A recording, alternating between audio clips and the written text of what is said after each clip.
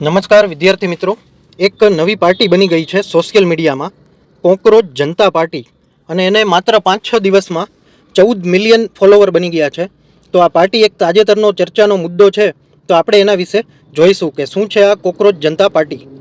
હવે કોકરોચ જનતા પાર્ટી ભારતમાં social media પર શરૂ થયેલું એક અત્યંત લોકપ્રિય અને વ્યંગાત્મક યુવા આંદોલન છે, જેની શરૂઆત 16 મે 2026ના રોજ થઈ હતી.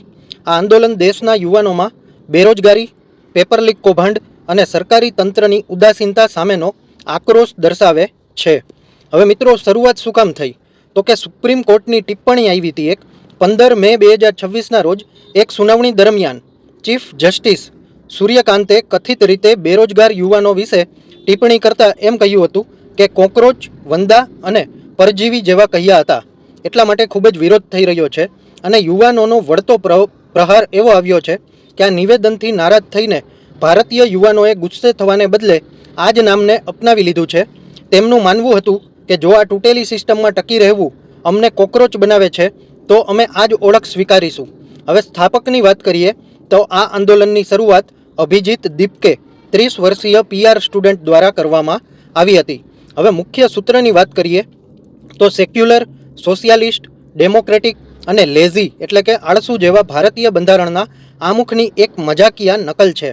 હવે લાયકાતની વાત કરીએ તો આમાં જોડાવા માટે વ્યક્તિ બેરોજગાર, આળસુ, સતત ઓનલાઈન રહેનારી અને સોશિયલ મીડિયા પર જોરદાર ભડાસ કાઢી શકે તેવી હોવી જોઈએ. હવે મુખ્ય 5 માંગણીઓ કરવામાં આવી છે અને એનો મેનિફેસ્ટો બનાવવામાં આવ્યો છે.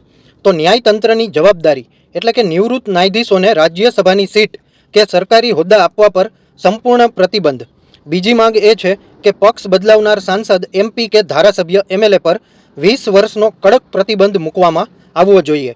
ત્રીજી એ છે કે મહિલા અનામત, સાંસદ અને કેબિનેટમાં મહિલાઓ માટે 50% બેઠકો અનામત રાખવી જોઈએ.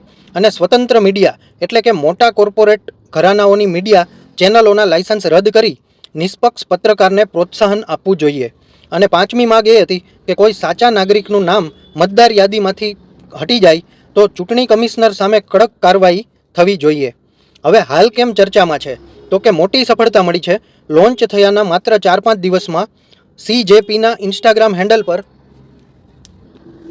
10 થી 11 મિલિયન એટલે 1 કરોડથી વધારે ફોલોવર્સ થઈ ગયા, જે હાલમાં 14 મિલિયન કરતાં પણ વધારે છે, જે સત્તાધારી પક્ષ BJP કરતાં પણ વધારે છે. હવે મિત્રો, એકાઉન્ટ બ્લોક થવું. ભારે વિવાદ વચ્ચે આ પાર્ટીનું ઓફિશિયલ ટ્વિટર એકાઉન્ટ ભારતમાં કાનૂની માગણી બાદ બ્લોક કરી દેવામાં આવ્યું છે. CJIએ એવી સ્પષ્ટતા આપી છે કે આ વિરોધ જોઈને ચીફ જસ્ટિસ સૂર્યકાંતે સ્પષ્ટતા કરવી પડી કે તેમના નિવેદનને ખોટી રીતે રજૂ કરવામાં આવ્યું હતું અને તેઓ ભારતના યુવાનોને દેશનો મુખ્ય સ્તંભ માને છે. જોકે યુવાનોએ આ સ્પષ્ટતા ફગાવી દીધી છે.